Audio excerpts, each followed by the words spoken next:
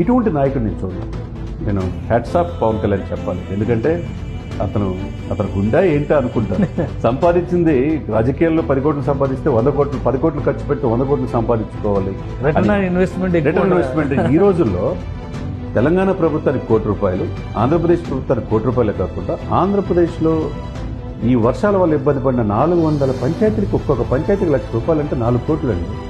అంటే మొత్తం ₹6 కోట్ల ఏ నాయకుడైనా దేశ చరిత్రలో చూసాం మనం. ఇంతకుముందు గతంలో మీరు కూడా అనేక మంది ముఖ్యమంత్రులు చూసుంటారు.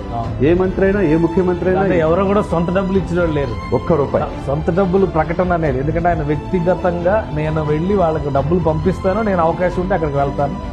₹1,00,000 ఏదో అద్భుతం జరుగుతుందని కాదు, కానీ ఆ ₹1,00,000 కనీసం శానిటేషన్ బాగుపడినా కానీ ఆ గ్రామాలు బాగుపడతాయి. ఆయన మంచితనం చూడండి. నాకు ఇది కూడా సాటిస్ఫై కావట్లేదు.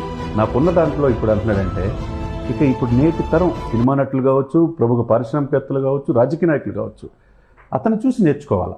దశాబ్దం పైన ఉన్నాడు, ఎక్కడ ఆయన గెలిపించలా. ఒక ఎమ్మెల్యే కాదు, ఓడించి అసెంబ్లీ గేట్ దాటనివన్నారు. 22 మందితో 100% స్ట్రైక్ రేట్తో వెళ్ళాడు. 2 నెలలు ఆయన పరిపాలన చూస్తే రాజకీయ నాయకుడు అంటే ఇలా, ఉప ముఖ్యమంత్రి ఇలా, ఎమ్మెల్యే అంటే ఇలా, మంత్రి అంటే ఇలా అని చూపించాడు.